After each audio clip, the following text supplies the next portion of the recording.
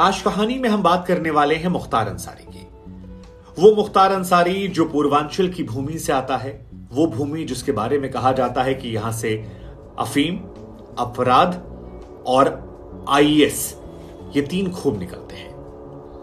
वो मुख्तार अंसारी जिसके दादाजी जमाने में महात्मा गांधी बापू के साथ काम करते थे और 1926 में कांग्रेस के प्रेसिडेंट बन गए। वो मुख्तार अंसारी जिसके नाना को महावीर चक्र मिला क्योंकि 1947 में उन्होंने युद्ध में ऐसी वीरता दिखाई थी जिसकी मिसाल आज भी दी जाती है। वो मुख्तार अंसारी जिसके चाचा देश के उपराष्ट्रपति बने। वो मुख्तार अंसारी जो खुद 5 बार लगातार विधायक बना, 3 बार जेल में रहकर बना। वो मुख्तार अंसारी जिसके बड़े भाई अफजाल अंसारी ने कई बार चुनाव जीता। वो मुख्तार अंसारी जिसका छोटा भाई भी लगातार चुनाव जीता। वो मुख्तार अंसारी जिसका एक बेटा शूटर है। वो मुख्तार अंसारी जिस पर हत्या की कोशिश करने, दंगा फैलाने, हथियारों के जरिए डर का माहौल बनाने, सरकारी कामकाज में बाधा डालने और ऐसे बहुतेरे आरोप लगे हुए हैं। वो मुख्तार अंसारी जिसने बीजेपी के विधायक कृष्णानंद राय को दिन दहाड़े गोलियों से भुनवा दिया था। सिर्फ उन्हें नहीं, उनके साथ 6 और लोगों को 500 गोलियां मार के भुनवा दिया था। लेकिन सवाल यह है कि आज मुख्तार अंसारी का हम जिक्र क्यों कर रहे हैं? तो हम आपको जानकारी के लिए बता दें कि मुख्तार अंसारी का जिक्र इसलिए हो रहा है क्योंकि मुख्तार अंसारी की पेशी है 29 अप्रैल को गाजीपुर में। मुख्तार अंसारी जिसे पंजाब जेल में सारे ऐशो-आराम मिले, जिसकी वजह से अब तमाम अधिकारियों पर पंजाब में कार्रवाई हो रही क्योंकि उन्होंने मुख्तार को राजपाट वाली जिंदगी वहां दे दी। वो मुख्तार अंसारी जो फिलहाल बांदा जेल में है। वो मुख्तार अंसारी जिसे पेशी के दौरान अपनी हत्या का डर सता रहा है। वो मुख्तार अंसारी जिस पर योगी सरकार ने जब एक लिस्ट बनाई 60 अपराधियों की तो उसमें उसका भी नाम निकल कर आता है। लेकिन सवाल यह है कि मुख्तार क्या यही वजह से चर्चा में है? तो जवाब है नहीं। मुख्तार अंसारी की पत्नी पर 50,000 रुपए का इनाम घोषित कर दिया गया, उसे भगौड़ा घोषित कर दिया गया है। मुख्तार अंसारी का परिवार यूं तो एक ऐसे राजनीतिक परिवार से आता है जिसका बड़ा मान सम्मान है। जैसा हमने आपको बताया कि नाना फौज में थे, दादाजी जो थे वो कांग्रेस के प्रेसिडेंट रह चुके हैं, महात्मा गांधी के साथ काम किया है। पिता की बात करेंगे तो एक साफ सुथरी छवि वाले कम्युनिस्ट पार्टी के नेता थे। खुद इसने बहुजन समाज पार्टी से शुरुआत करी। लेकिन कृष्णानंद राय हत्याकांड जहां पर गोलियों की बौछार हो गई थी और इसने एक बड़ी मैसेजिंग दी थी, उस घटना ने सब कुछ बदल दिया। और यह घटना अतीक और इस व्यक्ति मुख्तार में काफी सिमिलरिटीज पैदा करती है। दोनों की छवि जो है वो कुछ लोगों के लिए रॉबिन हुड तो बाकी लोगों के लिए माफिया। मुख्तार के परिवार के बारे में आपको विस्तृत जानकारी हम दें उससे पहले यह मामला आपको बता देते हैं कृष्णानंद राय हत्याकांड का। दरअसल मुख्तार और अतीक में जो सबसे बड़ी सिमिलैरिटी है वो है अहम की, ईगो की। हमारी जगह पर तुम कैसे चुनाव जीत सकते हो, और यही देखने को मिला। मुख्तार अंसारी की गाजीपुर में जो पारंपरिक सीट है जहां पर उसका भाई लगातार 1986 से चुनाव जीत रहा था, साल 2002 में वहां पर चुनाव जीत जाते हैं बीजेपी से कृष्णानंद राय। और यह बात मुख्तार को नागवार गुजर जाती है, कुछ उसी तरह से जैसे अतीक अहमद को नागवार गुजरी थी जब उसके भाई अशद जो भी उनका नाम था, उनको हरा दिया था राजूपाल ने। यहां पर कृष्णानंद राय ने हराया। फिर कहा जाता है कृष्णानंद राय जो उस दौर में एक बाहुबली के बड़े करीबी थे, उस बाहुबली के साथ मिलकर उन्होंने वो चुनाव जीता था। वो अतीक पर एक हमला करते हैं और अतीक बच जाता है। और इसके बाद अतीक अहमद उनसे बदला लेने की ठानता और फिर जो कुछ हुआ वो आज तक लोग भुला नहीं पाए। लोग उस सदमे से उबर नहीं पाए हैं। एक विधायक जो टाटा सुमो गाड़ी, जिसे बुलेट प्रूफ गाड़ी कहा जाता है, उस दौर में थी, उस गाड़ी को एक कार्यक्रम से जब वो लौट रहे थे तो बीच सड़क पर रोक लिया जाता है। चारों तरफ से रास्ता जो था वो आने जाने का था नहीं, दाएं बाएं का। और इसके बाद 1 2 3 4 100 200 300 नहीं बल्कि 500 गोलियां उस गाड़ी पर दाग दी जाती है। एक ऐसा शूट आउट जिसे लोग भुला नहीं पाए। 500 गोलियां दाग दी गई ताकि अंदर जो लोग हैं वो जीवित ना बचे। और एक आदमी नहीं मरा बल्कि कृष्णानंद राय समेत 6 और जो लोग थे, कुल मिलाकर 7 लोग, 7 की मौत हो जाती है। 7 की लाश जो है वो छलनी हो जाती है। और यह कहा जाता है कि ये 500 गोलियां इसलिए नहीं मारी गई थी ताकि वो मर जाए। ये 500 गोलियां इसलिए मारी गई थी ताकि एक पॉलिटिकल मैसेज चला जाए कि तुमने हमारे खिलाफ चुनाव लड़ा, तुम चुनाव जीते, तुम हमें चैलेंज कर रहे थे, हमारी हुकूमत को चैलेंज कर रहे थे, हमने तुम्हें तुम्हारे इलाके में, तुम्हारे विधायकी क्षेत्र में, तुम्हारे लोगों के बीच में आकर 1-2 नहीं 500 गोली मार दी है। गाजीपुर की मोहम्मदाबाद विधानसभा सीट कृष्ण अंद्राई जीते थे। 1986 से वो सीट अफजाल अंसारी के पास थी। पहली बार वो चुनाव हारा था, 3 साल हुए थे और 3 साल बाद यह हत्याकांड को अंजाम दिया था। और यह वही साल था जब अतीक अहमद ने उधर राजू पाल की हत्या करवाई थी। उसमें भी वजह वही थी, उसके भाई को राजू पाल ने चुनाव हरा दिया था। इस बात को अतीक बर्दाश्त नहीं कर पाया और अतीक ने फिर राजू पाल की सरेआम हत्या करवा दी। और यहां मुख्तार ने, तारीख 29 नवंबर थी, उस वक्त मुख्तार अंसारी जो हैं वो जेल के अंदर थे और इनका एक टॉप शूटर हुआ करता था मुन्ना बजरंगी। जैसे अतीक के पास गुड्डू मुस्लिम है, ऐसे ही इनके पास मुन्ना बजरंगी हुआ करता था और मुन्ना बजरंगी की मदद से उस शूटआउट को अंजाम दिया गया। अतीक भी जेल में था जब उमेश पाल को मारा गया और मुख्तार अंसारी भी तब जेल में थे जब कृष्णानंद राय को मारा गया। कृष्णानंद राय के बारे में कहा जाता है कि उस दौर में मुख्तार के एक बहुत बड़े दुश्मन हुआ करते थे ब्रिजेश सिंह, उनकी मदद करते थे वो। ब्रिजेश सिंह बाहुबल में थे, कृष्णानंद राय सियासत में थे और दोनों के गठजोड़ ने मुख्तार की नींव हिलानी शुरू कर दी थी। मुख्तार ने उनको मरवाया। हालांकि मुख्तार जो है वो बीते 18 साल से जेल में है और आपको जानकर हैरानी होगी कि 18 साल से जेल में बंद रहते हुए भी उनके खिलाफ हत्या के खाली, जिसमें गाजीपुर, वाराणसी, मऊ, आजमगढ़ 8 मामले दर्ज हैं जेल के अंदर रहते हुए। और इस मामले में भी ऐसा ही था। यहां तक कि आपको जानकर हैरानी होगी कि इस पूरे मामले के जो गवाह थे उनको भी मुख्तार अंसारी ने मरवा दिया।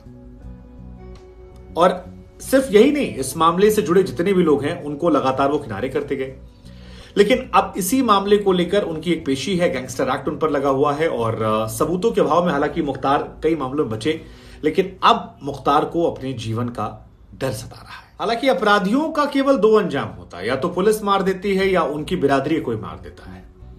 मुन्ना बजरंगी, जिसके बारे में कहा जाता है कि मुख्तार का राइट हैंड था, सारे शूटआउट को अंजाम दिया, 2018 में बागपत जेल में उसकी हत्या कर दी गई थी। अतीक अहमद की हत्या कर दी गई। अतीक ने भी कभी कहा था कि या तो पुलिस वाला मारी या हमरे बिरादरी कोनो मार दी। और वही घटना यहां भी देखने को मिली। हालांकि 2005 में मुख्तार ने एक और बड़ा कांड किया था, दंगे करवाने का। और भरत मिलाप चल रहा था, मऊ में दंगे हुए, तब एक वीडियो काफी वायरल हुआ था जहां मुख्तार अंसारी खुली जिप्सी में AK-47 लेकर लहराते हुए घूम रहे थे और दंगाग्रस्त इलाकों में घूमने की तस्वीरें आई। मऊ दंगों के बाद जो तस्वीर थी सोशल मीडिया पर वायरल हुई और उसके बाद मुख्तार को गाजीपुर में मुख्तार ने खुद सरेंडर कर दिया था अक्टूबर के महीने में। और उसके बाद से बीते 15-18 सालों में वो जेल में है। जेल से ही पूरा अपना सिस्टम जो ऑपरेट करते हैं। 3 बार जेल के अंदर रहकर वो चुनाव जीत चुका है। पहले भी जेल में था, तब भी चुनाव जीता, बाद में भी जेल में गया, तब भी चुनाव जीता। लेकिन अब सोचने वाली बात यह कि मुख्तार अंसारी का क्या फैमिली बैकग्राउंड ऐसा ही है? तो जवाब है नहीं। हमने आपको शुरू में कहा था कि पूर्वांचल के इलाके में 3 चीजें फेमस हैं, अफीम, अपराध और IAS। और इनके परिवार के लोग जो हैं वो भी अच्छे सभ्य भले परिवार। मुख्तार के परिवार की बात की जाए तो गाजीपुर में मुख्तार के परिवार को प्रथम राजनीतिक परिवार के तौर पर जाना जाता है। मुख्तार के जो दादाजी हैं उनका नाम है डॉक्टर मुख्तार अहमद अंसारी और साल 1926 से लेकर 1927 के बीच में डॉक्टर मुख्तार अहमद अंसारी जो हैं वो कांग्रेस के प्रेसिडेंट थे। डॉक्टर साहब जो हैं वो महात्मा गांधी जी के साथ देश की स्वतंत्रता में भूमिका निभा रहे थे और ये उनका पोता है।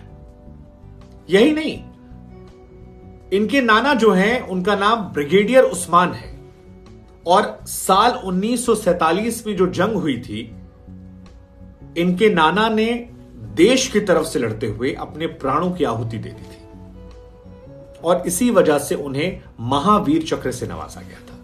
अब यह भी अपने आप में दिलचस्प है कि महावीर चक्र से उन्हें नवाजा गया जिसके नाती पर आज गैंगस्टर एक्ट लग रहा है, हत्या के आरोप लग रहे हैं, बहुतेरे मामले ऐसे निकलकर सामने आ रहे हैं। इनके परिवार की बात की जाए तो इनके पिताजी जो हैं उनका नाम सुभान अल्लाह अंसारी, और सुभान अल्लाह अंसारी साहब जो हैं वो कम्युनिस्ट बैकग्राउंड से आते थे, साफ सुथरी इमेज वाले थे।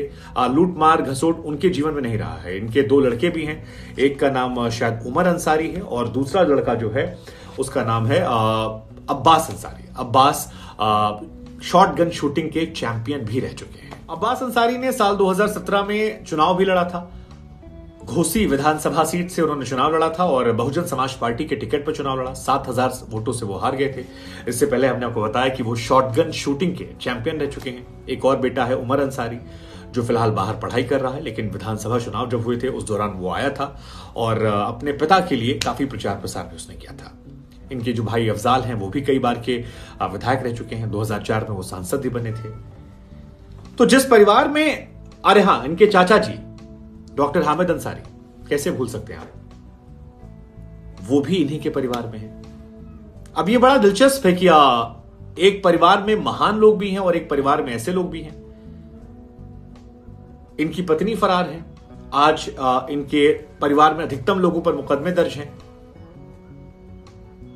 और मुकदमे भी राजनीतिक मुकदमे अलग होते हैं। हत्या की कोशिश करने, दंगे भड़काने, हथियारों का इस्तेमाल करके लोगों को डराने, जमीन कब्जा करने, रेलवे टेंडर से लेकर तमाम टेंडर को हथियाने, मामले भी बहुत बड़े बड़े मामले हैं। इनकी पत्नी फरार चल रही हैं। बेटे पर भड़काऊ भाषण देने के आरोप लगे थे। सोचने वाली बात है, एक ही परिवार में इतने अलग अलग लोग क्यों, कैसे? अतीक अहमद ने पहली हत्याकांड को अंजाम दिया था साल 1989 में। मुख्तार अंसारी ने पहली हत्याकांड को अंजाम दिया था साल 1988 में। पहला केस जो दर्ज हुआ था वो मंडी परिषद की ठेकेदारी को लेकर सच्चिदानंद राय करके एक व्यक्ति थे जिनको मुख्तार ने मार दिया था। उस वक्त पहली बार मुख्तार अंसारी का नाम आपराधिक गतिविधियों में निकलकर सामने आया। इसके बाद त्रिभुवन सिंह नाम के एक व्यक्ति थे बनारस में, उनको इन्होंने मार दिया। त्रिभुवन सिंह जो थे वो उस वक्त एक और माफिया थे ब्रिजेश सिंह, उनके काफी करीबी थे। ब्रिजेश सिंह अभी भी हैं। मुख्तार और ब्रिजेश के बीच में लड़ाई जो थी वो ठेकेदारी को लेकर थी। ब्रिजेश गैंग ठेकेदारी पर कब्जा कर रहा था, मुख्तार वाले उससे वापस लेते थे। 18 साल से वो जेल में बंद है। हमने आपको पहले बताया कि 18 साल में 8 से 10 हत्या के मामले इन पर दर्ज हो गए हैं। हत्या के बाकी जो मामले हैं वो अलग है। कुल मिलाकर इन पर तकरीबन 61 केस दर्ज हुए थे और 18 केस जो हैं वो इन पर हत्या के हैं और 10 हत्या के प्रयास के हैं। तो 28 मामला जो है वो हत्या या हत्या से जुड़ा हुआ दर्ज है। लेकिन सिर्फ ये मामले यहीं तक नहीं है। इनके ऊपर टाडा लगा है, इनके ऊपर गैंगस्टर एक्ट लग चुका है, इनके ऊपर NSA लग चुका है, इनके ऊपर आर्म्स एक्ट लग चुका है, इनके ऊपर मकोका एक्ट लग चुका है। हालांकि मुख्तार अंसारी के ज्यादातर मामले जो हैं उनमें या तो गवाह मर गए, गवाह ने बयान बदल दिया, या वकील ने पैरवी करने में कमजोरी कर दी और इसका असर यह हुआ कि कई मामलों में ये बरी हो गए। लेकिन समय बदला और अब मुख्तार अंसारी के बारे में आपको एक बात और बता दें कि 1995 में पहली बार ये कम्युनिस्ट पार्टी से चुनाव लड़ते हैं, चुनाव हार जाते हैं। कम्युनिस्ट पार्टी इसलिए क्योंकि इनके पिता जो थे सुभान अल्लाह अंसारी, वो भी कम्युनिस्ट पार्टी से थे, इसलिए भी कम्युनिस्ट में जाते हैं। फिर 1996 में ये बसपा चले आते हैं और बसपा में जिला अध्यक्ष बना दिए जाते हैं। उसी साल बसपा इनको टिकट देती है और ये चुनाव जीत जाते हैं। फिर 2002 में और 2007 में निर्दलीय चुनाव लड़ते हैं, जीत जाते हैं। वहां से लेकर ये लगातार 2017 तक चुनाव जीतते हैं। 2007, 2012 और 2017 तक चुनाव जीतते हैं। पिछला चुनाव जो था 2022 में अपनी राजनीतिक विरासत जो है इनके बड़े बेटे अब्बास अंसारी, उसको ये दे देते हैं और अपना फिलहाल ये बाकी चीजें फोकस करते हैं। हालांकि योगी सरकार ने इन पर कब्जा जो है वो शुरू कर दिया है और इनकी 448 करोड़ की संपत्ति है वो अब तक जब्त हो चुकी है। इनकी पत्नी अफशा अंसारी, जिन पर 50,000 रुपए का इनाम है, वो उनकी प्रॉपर्टी है। अब्बास अंसारी की प्रॉपर्टी है। भाई सिबतुल्ला और ये जो है अफजाल अंसारी, इनकी प्रॉपर्टियां हैं। यूपी के अलावा 127 करोड़ की बेनामी संपत्तियां हैं जिस पर कब्जा कर दिया गया और लगातार जो है वो कार्रवाई हो रही है।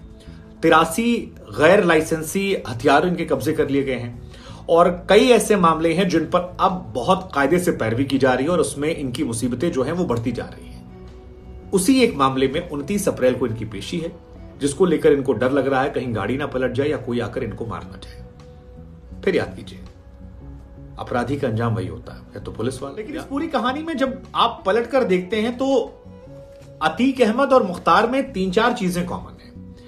एक कॉमन ये है कि अतीक अहमद और मुख्तार दोनों जो हैं वो अपनी अपनी कम्युनिटी में काफी पॉपुलर है।